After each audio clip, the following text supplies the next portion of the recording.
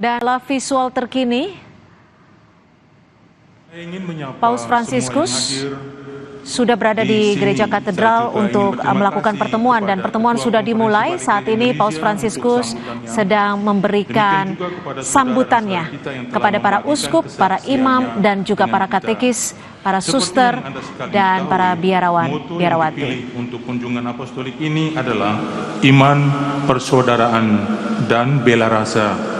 Saya pikir ketiga keutamaan ini mengungkapkan dengan baik perjalanan Anda sebagai sebuah gereja dan karakter Anda sebagai sebuah bangsa yang secara etnik dan budaya berbeda.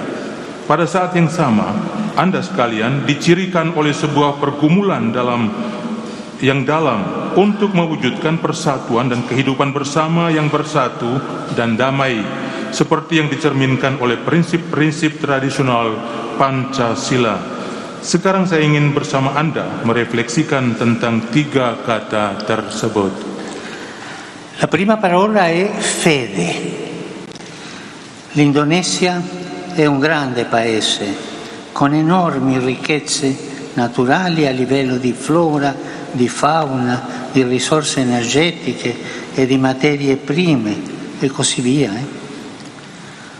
Una ricchezza così grande potrebbe facilmente trasformarsi, letta con superficialità, in motivo di orgoglio e di presunzione, ma se considerata con mente e cuore aperti può essere invece richiamo a Dio, alla sua presenza nel cosmo e nella sua vita, nella nostra vita, come ci insegna la Sacra Scrittura.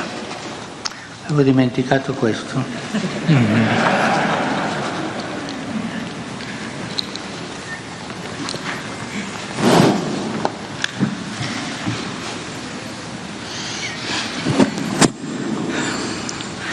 È il Signore, infatti, che dona tutto questo.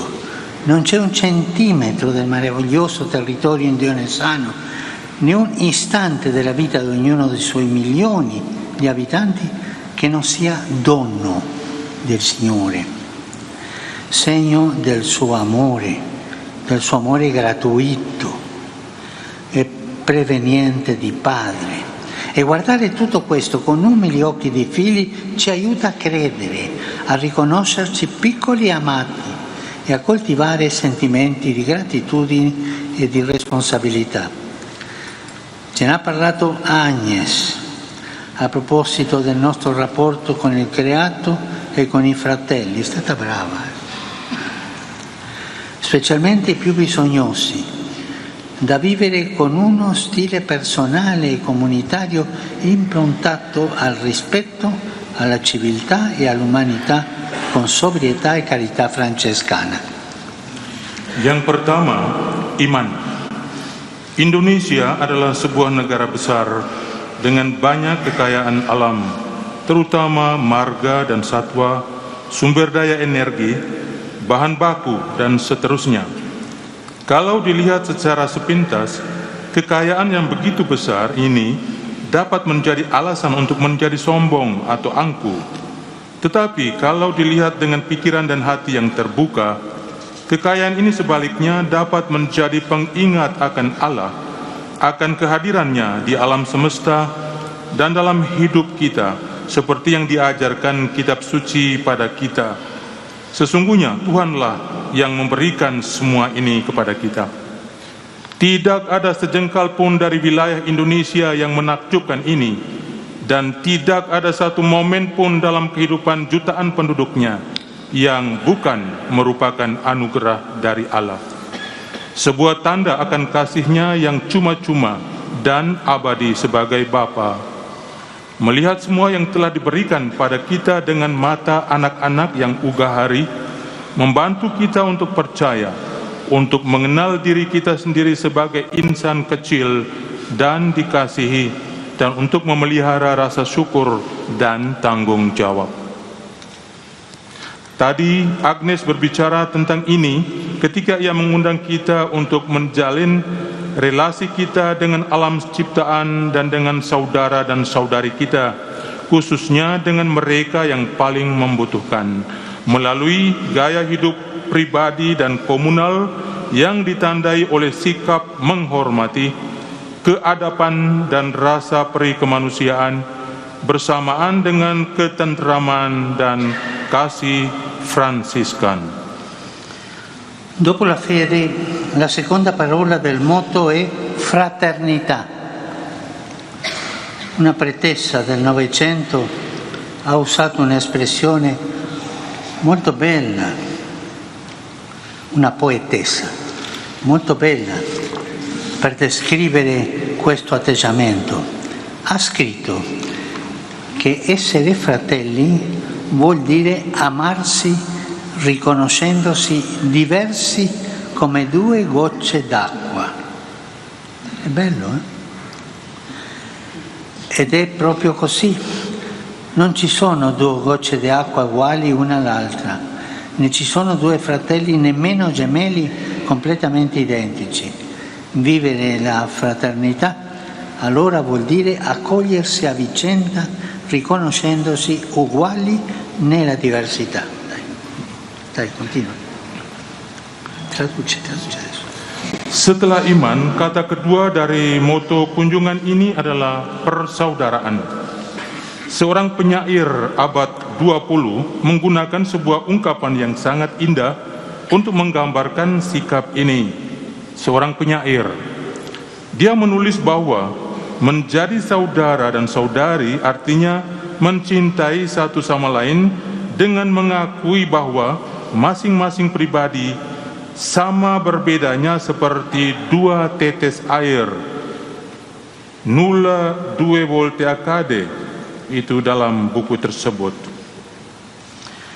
Anche questo è un valore caro alla tradizione della Chiesa indonesiana, che si manifesta nell'apertura con cui essa si relaziona alle varie realtà che la compongono e la circondano, a livello culturale, etnico, sociale e religioso, valorizzando l'apporto di tutti e donando generosamente il suo in ogni contesto. Questo, fratelli e sorelle, è importante, perché annunciare il Vangelo non vuol dire imporre o contrapporre la propria fede a quella degli altri. Non vuol dire fare proselitismo, no, vuol dire donare e condividere la gioia dell'incontro con Cristo e sempre con grande rispetto e affetto fraterno per chiunque. E in questo vi invito a mantenervi sempre così, aperti e amici di tutti. E quell'espressione mi piace tanto, no? Mano nella mano. Mano nella mano, e andare così, come ha detto Don Maxi, profeti di comunione in un mondo dove sembra invece sia crescendo sempre più la tendenza a dividersi, imporsi e provocarsi a vicenda. Stai attento. E su questo voglio dirvi una cosa. Voi sapete chi è la persona più importante del mondo che fa le più grandi divisioni? Voi lo sapete chi è? Il grande divisore sempre, che divide. Gesù accomuna e questo divide. È il diavolo. State attenti. Traduci. Ungkapan yang di atas tadi, ungkapan tentang dua tetes air tadi, melukiskan persaudaraan secara sempurna. Tidak ada dua tetes air yang sama. Tidak juga dua saudara atau saudari, bahkan saudara kembar pun sama sekali tidak identik. Menghidupi persaudaraan karenanya berarti menyambut satu sama lain, mengakui satu sama lain sebagai sederajat di dalam perbedaan. Nilai ini pun akrab dengan gereja Indonesia dan diperlihatkan melalui keterbukaan yang dengannya kalian semua menunjukkan beragam kenyataan dari dalam dan luar yang dijumpai pada tingkatan budaya, etnik, sosial, dan agama. Secara khusus, gereja setempat menghargai sumbangsi dari semua orang dan dengan murah hati menawarkan bantuan dalam setiap situasi. Ini penting, karena mewartakan Injil bukan berarti memaksakan iman kita untuk mempertentangkannya atau mempertentangkannya dengan orang lain, iman orang lain. Dilarang untuk melakukan proselitisme, selalu dengan sikap penghargaan yang besar dan kasih sayang persaudaraan untuk semua orang. Ya, saya terkesan dengan satu sikap, yaitu saling bergandengan tangan seperti yang tadi diungkapkan oleh Romo Maksi.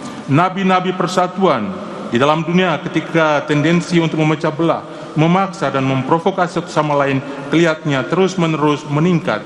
Dan satu hal yang beliau tambahkan secara spontan, kamu tahu apa yang mempunyai kepentingan atau apa yang memecah belahkan, apa yang meruntuhkan. Semua itu tentu saja adalah kerja setan. Jadi berhati-hati. Cosa ti ha fatto ridere? È importante cercare di arrivare a tutti, come ci ha ricordato Sorrina, con l'auspicio di poter tradurre in Bahasa Indonesia, oltre ai testi della parola di Dio, anche gli insegnamenti della Chiesa, per renderli accessibili a più persone possibile. E lo ha evidenziato anche Nicolas, descrivendo la missione del catechista con l'immagine di un ponte che unisce. Bravo. Questo mi ha colpito e mi ha fatto pensare allo spettacolo meraviglioso nel grande arcipelago indonesiano di migliaia di ponti del cuore, che uniscono tutte le isole e ancora di più a milioni di tali ponti che uniscono tutte le persone che vi abitano. Ecco un'altra bella immagine della fraternità, un ricamo immenso di fili di amore che attraversano il mare e superano le barriere e abbracciano ogni diversità, facendo di tutte un cuore e un'anima sola. Il linguaggio del cuore, non dimenticatevi. Kita tadi sudah diingatkan oleh Suster Rina, penting untuk mencoba menjangkau setiap orang. Mengenai hal ini diharapkan bahwa tidak hanya teks-teks sabda Allah, tapi juga ajaran-ajaran gereja diterjemahkan ke dalam bahasa Indonesia agar dapat dijangkau oleh sebanyak mungkin orang.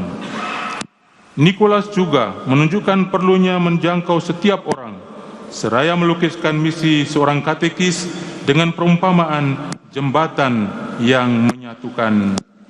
Hal ini menyentuh saya dan membuat saya berpikir tentang visi indah di dalam negara kepulauan Indonesia yang luas, yang terdiri dari ribuan jembatan hati yang menyatukan semua pulau, dan bahkan jutaan lagi jembatan yang menyatukan semua orang yang hidup di sana. Perumpamaan indah lainnya tentang persaudaraan adalah sebuah permadani besar dari benang cinta yang melintasi lautan, mengatasi rintangan-rintangan, dan merangkul semua perbedaan, membuat semua orang menjadi sehati dan sejiwa. Beliau tekankan jembatan.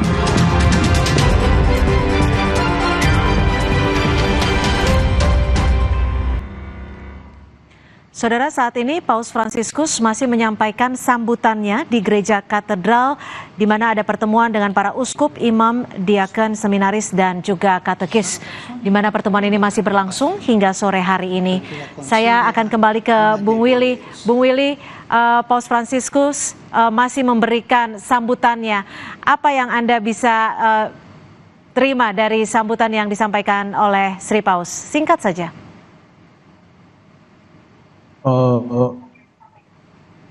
Untuk sambutan Sri Paus dalam hal toleransi mungkin saya menekankan untuk di Indonesia dikedepankan dan untuk perdamaian dunia di. Baik, terima kasih. Dan selanjutnya Romo Bagus, apa yang sekiranya bisa kita petik dari sambutan Sri Paus sore hari ini?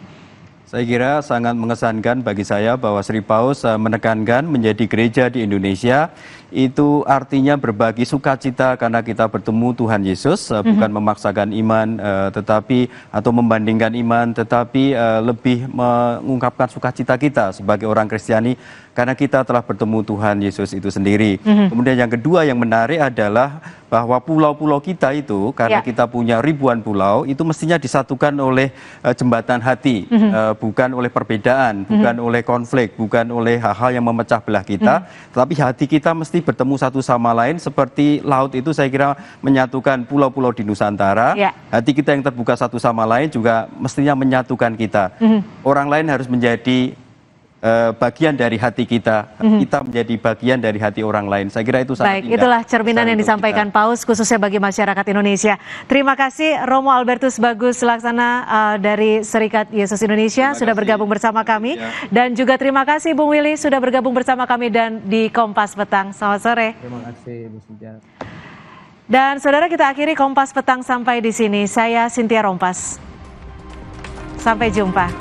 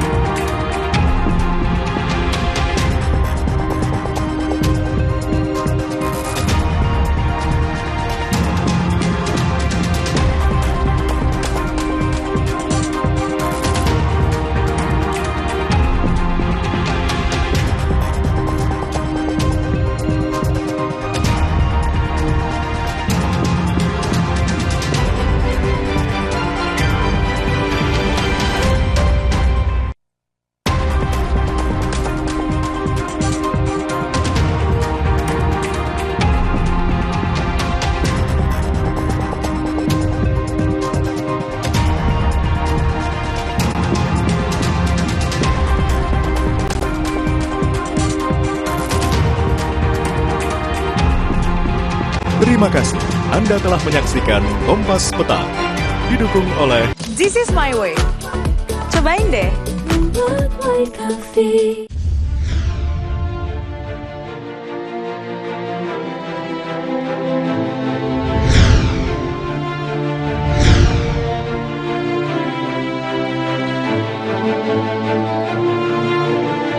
Saya Muhammad Afifuddin siap hadir di perayaan ulang tahun ke-13 Kompas TV. Indonesia Bersatu.